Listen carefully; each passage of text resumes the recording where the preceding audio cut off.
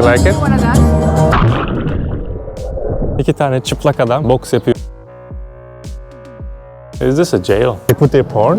Şu anda benimle birlikte 5 kişi olduk.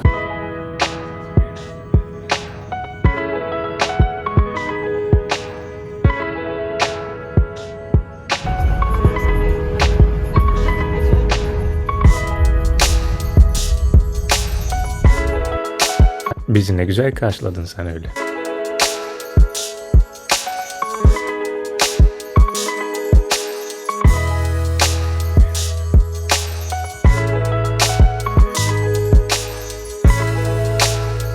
Benim bakalım neredeyim? Hayır. Şanslıyız ki bugün Helsinki'de çok güzel bir hava var. 2 gün önce kar yağıyormuş dediklerine göre. Şu anda arkadaşlarımla birlikte yemek yemeye gidiyoruz. Kendileri biraz utangaç oldukları için görüntüde olmak istemediler. They travel the world with that money. They put their porn? Oh, it's recording by the way. Where is it? I don't know.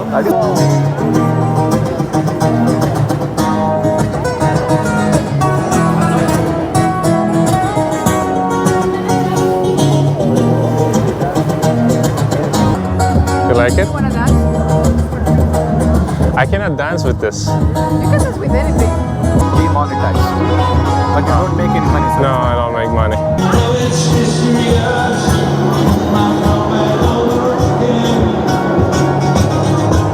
Sokak müzisyeninden istek parça yaptılar. Sonra dinlemeden çekilip gittiler. Taksici bir abimiz Finlandiyalılara güvenmeyin dedi. Herhalde bir konuda canı yanmış.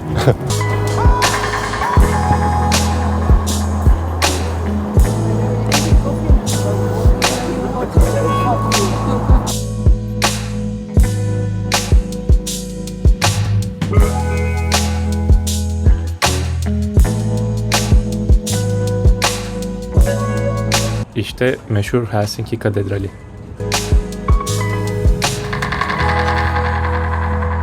İnsanların takılma yeri olmuş. Güzelmiş ama. Burası da açık olsaymış iyiymiş.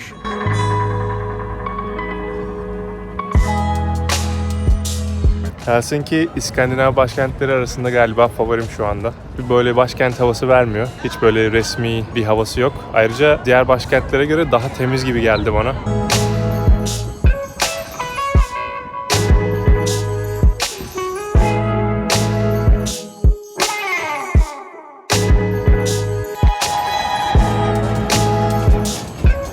Feribota binmeye çalıştık ama tatil gelmemiş. Bayağı vakit var.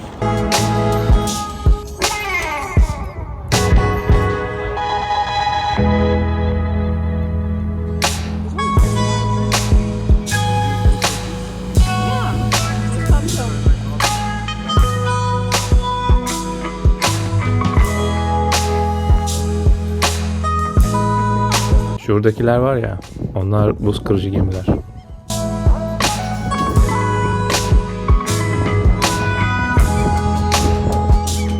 Burası da donuyor herhalde ki 3 tane buz kırıcı gemi var. Acayip. Buranın buz tuttuğunu bilmiyordum. Bu en doğru nasıl yenir onu öğreniyoruz şimdi. Bu hala pişiyor orada. Nepal yemeği gayet güzeldi. Biraz acı ama lezzetli. İlginç de bir atmosferi var.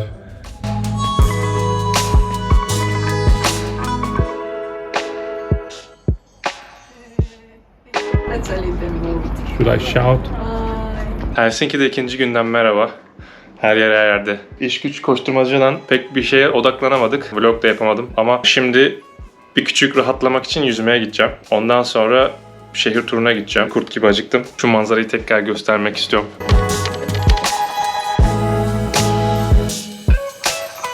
Çok şanslı olduğumuzu söylediler buradakiler. Çünkü 2-3 gün önce kar yağıyormuş ve şu an geldiğimizden beri hava güneşli. Rüzgar var. Her zaman İskandinavya'da olduğu gibi. Çok sorun değil. Güneş olduğu sürece balıklar var.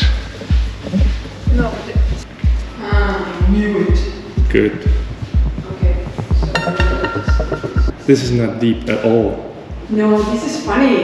People will come bother us here with the towels.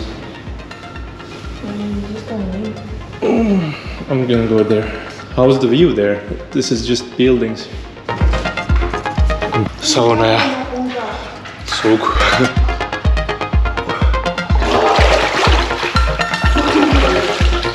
Havuzu Finlilere göre yapmışlar. Soğuk. Şimdi saunaya.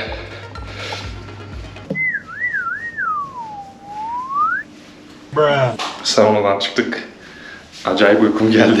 Duş almam lazım. Ondan sonra belki havuza atlarım. Şimdi Finlerin yaptığı gibi saunadan çıkıp havuzda şokluyorum. Daha soğuk hissettiriyor kesinlikle.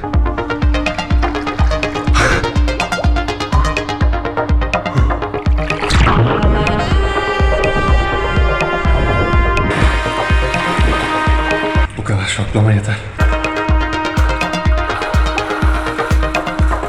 Neyse, Finliler olmadan Fin geleneklerinden birini denemiş olduk. Akşam spor salonuna geleceğim. Çok ilginç bir spor salonu. Biraz komik şeyler var. Sıra sıra tabii.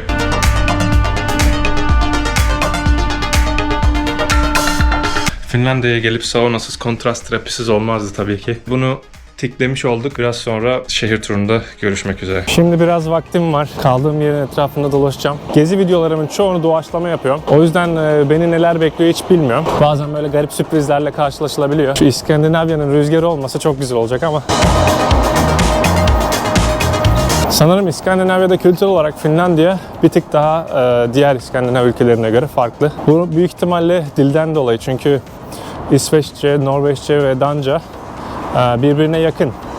Ama Finlandiyaca çok farklı bir dil. Diğer İskandinav ülkeleri Finlandiyacayı anlamıyor. Ama mesela İsveçliler, Norveçliler birbirlerini iyi anlayabiliyorlar. Bir Danlar zor anlaşılıyor. O da konuşma şekillerinden dolayı. Çünkü çok yuvarlıyorlar kelimeleri. Yoksa yazı dili olarak Danca ve Norveççe çok yakın birbirine. Dil de kültürün çok büyük bir parçası olduğu için tabii ki biraz farklılık gösteriyor o konuda. Ama daha önce de dediğim gibi ben Helsinki'yi çok beğendim. Çok temiz, güzel bir başkent. Küçük şehirlerine de gitmek isterim. Özellikle Vaasa şehrini çok merak ediyorum. Orada güzel bir üniversite var, öğrenci şehri diye biliyorum. Bakalım, belki ileride mümkün olur. Bugün yanarsan Finlandiya'da biliyorsunuz çıplaklık çok büyük bir konu değil, yani saunaya gittiklerinde ya da yüzmeye gittiklerinde çıplak gidiyorlar ve onlar için hani çok olağan bir konu bu. Büyütülecek bir konu değil, sıradan bir şey. Bunu heykellerinden de anlayabiliyorsunuz. Garip bir heykel göstereceğim size. Neden iki tane çıplak adam boks yapıyor diye düşünebilirsiniz. Ben de düşündüm çünkü. Küçükmüş. Boksörün birinin üzerine martı konmuş. Bu arada buradaki martılar İstanbul'dakiler gibi çılgın olmasalar da bir tık çılgınlar. Dün limanda dolaşırken elimizde bir şey olmamasına rağmen biraz saldırıya uğradık gibi bir şey oldu. Kaç martı başımıza üşüştü. Yalnız gerçekten dil çok farklı. Hani bazı kelimeleri böyle İngilizceden ya da başka dillerden çıkartmaya çalışıyorum ama Finlandiyaca çok başka bir şey. İlk gün bir arkadaşım basit birkaç kelime öğretiyordu bana Fince. Ama böyle birkaçı küfür gibi geldi. İnanmak istemedim. Çünkü yani mesela selam vermek sanırım 2 kelime. Şu an aklıma gelmiyor. Öyle bir küfür gibi geliyor ki dedim inanmıyorum sana. Kimseye bu şekilde yaklaşmayacağım. Ama gerçekten doğruymuş. Biraz sert bir dil. Umarım yarın da hava böyle olur. Çünkü yarın daha çok vaktim var. Sizin için daha çok bir şeyler çekmek istiyorum. Ama bugün gerçekten hava rüzgar olmasına rağmen çok iyi. Sanırım ben de biraz İskandinav kültüründen bir şeyler kapmaya başladım sürekli havadan bahsederek. Doğrusu çok uykusuzum. Bir yandan her şeye yetişmeye çalışıyorum. Bir yandan anı biriktirmeye çalışıyorum bu şekilde. Orada aksatmamaya çalışıyorum. Sabahın köründe kalkıp her şeye yetişmek zor oluyor.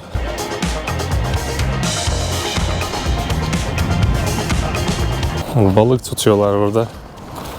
Serbest demek ki. Finler biraz daha çekingen, biraz daha utangaç gibi. Tabii hani birkaç günden bunu söylemek zor. Ama hani her gittiğim yerde ilk gözlemlerim konu olduğu için çok fark eder mi? Aralarında çok bir fark olur mu ama göz göze gelmekten bile aşırı çekiniyorlar gibi geldi bana. Yanımdan biri geçerse gülümsüyorum falan. Hemen gözlerini çeviriyorlar.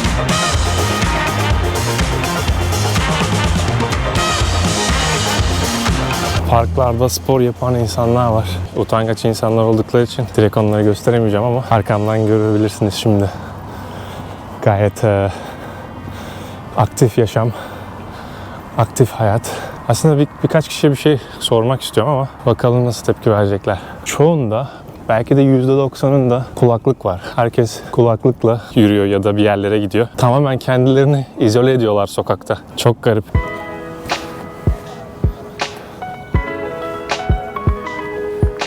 Bayağı fotojenik bir şehir. Kışın ortasında nasıl olur bilmiyorum. Yani sürekli yağmur yağıyorsa muhtemelen böyle Bergen gibi bir hava veriyor olabilir ama şu anda gayet hoş. Bir konuda açık konuşayım. Fince öğrenmeye üşenmeseydim Helsinki'de yaşamayı isterdim. O kadar beğendim burayı. Ve hani maalesef çok limitli bir dil. Finlandiya'dan başka hiçbir yerde konuşamazsın ve sanırım buranın nüfusu 5-6 milyon kadar. Bir de eğer tabii Danimarka'daki gibi aksan farklılığı varsa o tabii ekstra bir zorluk katıyor. Çünkü sadece öğrendiğin yerdeki bölgede anlaşabiliyorsun. Danimarka'da bir nevi öyleydi o mesela. Bir sınıf arkadaşım vardı. Bazı akrabalarını kuzeyde yaşadıkları için anlamıyordu. Anlamakta çok zorluk çekiyorum onları bazen diyordu. Ama tabii öğrenmek için her zaman bir bahane var. Resmen hayvansız insan yok gibi ya. Her 3 kişinin birinde evcil hayvan var herhalde. Finlandiya'ya gelip Fin yemeği denemedim. Fin yemeği diye bir şey var mı onu da bilmiyorum ama birçok öneri aldım hani Fin yemeği deneme aç kalırsın falan diye. Bir Türk restoranı denedik, bir Nepal restoranı denedik. Ve burada tanıştığım herkes de farklı bir kültürün yemeğini deniyor. Kimse Fin yemeği denemeye cesaret edemiyor. Eğer öyle bir şey varsa tabii. Her zaman olduğu gibi sporu ihmal etmek yok. Uzakta da olsak, tatilde de olsak o disiplini korumaya çalışıyorum. Bugün de aslında yine sırt antrenmanına denk geliyordu. Ama bakın şimdi ne oldu. Bu nasıl olacak? Bu şekilde kafan buraya mı girecek yani? Belki bura açılıyordur, buradan kafanı çıkarıyorsundur ama zaten çok az ekipman var. Dumbbell'lar falan yetersiz. Galiba omuz antrenmanı yapıp devam ederim bugün ben de. Şimdi omuz antrenmanımı bitireyim. Bundan çok fazla görüntü alamayacağım. Ondan sonra gün vlogu ile devam ederiz.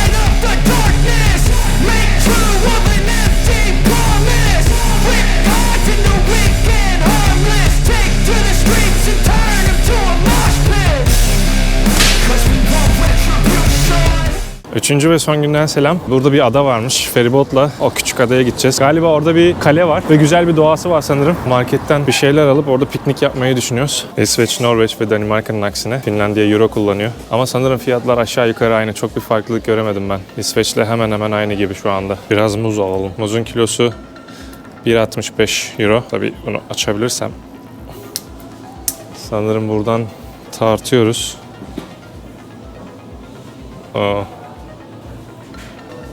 Galiba 13'e basmam lazım. Evet, kodları var böyle. Kodunu yazıyorsun, sana fiyatını veriyor tartıp. I'm just speaking to the camera. Feribot grubu kalabalıklaşıyor. Şu anda benimle birlikte 5 kişi olduk. Belki daha eğlenceli olur, kim bilir. Bilet almaya çalışıyoruz. Feribot 14 dakika sonra geliyormuş. Bilet 9 küsür euro. Bütün gün kullanabiliyorsun, 24 saat. Feribot, otobüs ya da metro hepsi oluyor.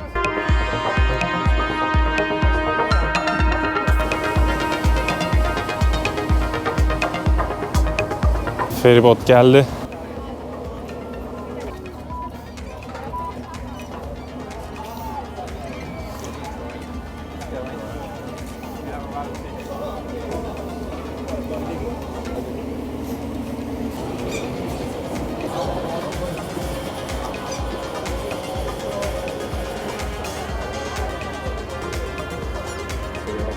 Galiba hiçbir gezide hiç bu kadar şanslı olmamıştım.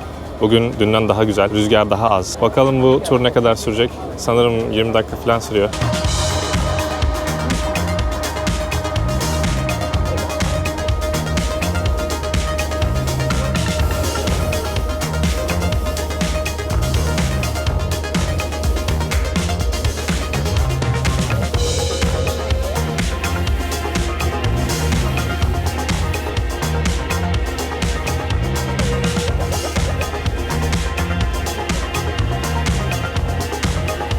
Gönül isterdi ki Titanic gibi bir poz verelim ama you guys can do Titanic, I can shoot it.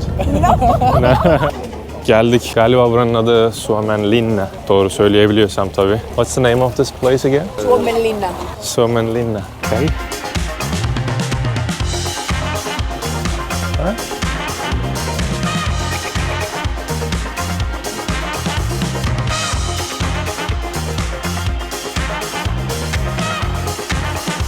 Eski Fin evleri galiba bunlar. Bir yazı bulamadım ama Old Town olabilir. Yaklaşık 1,5 kilometre kadar bir rotası varmış. Mavi çizgileri takip edin diyor. Ondan sonra galiba kaleye gidiyoruz. Bir de kralın yeri varmış.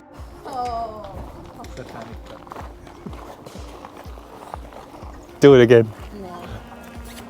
Why they don't move? Maybe they have eggs. Maybe. No, That would be random, right? yeah, not in the middle of They're having a siesta and we're disturbing them. Can you move it? Oh. Probably I shouldn't. I cannot imagine like how much weight. What are you doing? Are you testing the hardness of it? You hit the head.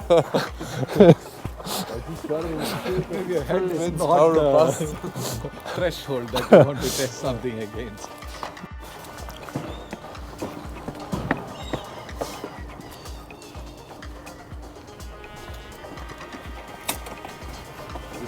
No.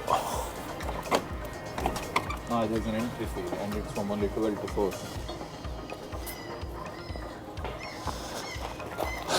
Kapalıymış. Adada bir sürü ördek var.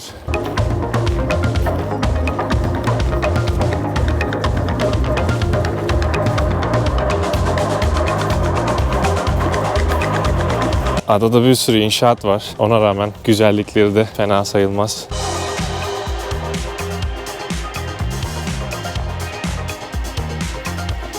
Acayip balık kokuyor burası. Hello. Baya güzel bir mekan ama gözünü çıkartabilirsin her an. Bana bir şeyler diyorlar ama.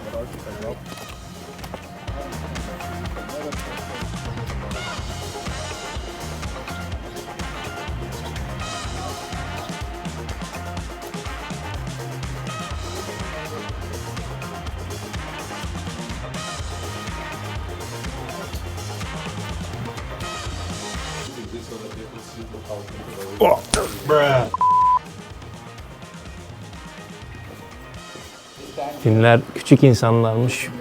Eskiden belli ki. Girişler falan çok yüksek değil yani.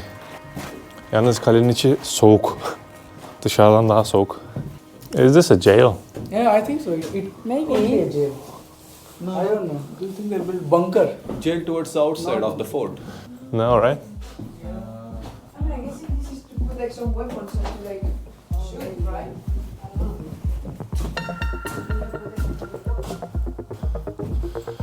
Buranın ne olduğunu pek anlayamadık. Ama tahminimizce hapishane olabilir.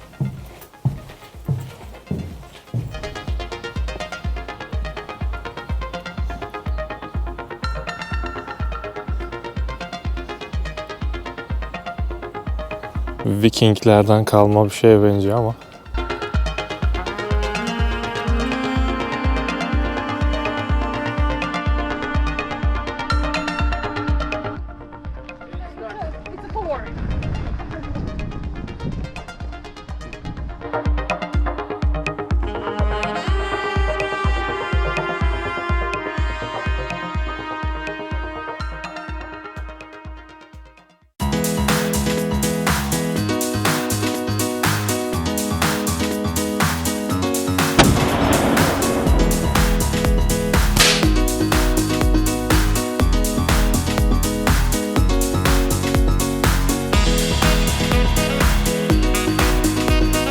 Hobbit evi gibi bir şey var burada. Çok ilginç bir mekan. Yalnız burası gerçekten masallardan çıkmış gibi. Şuraya bakın.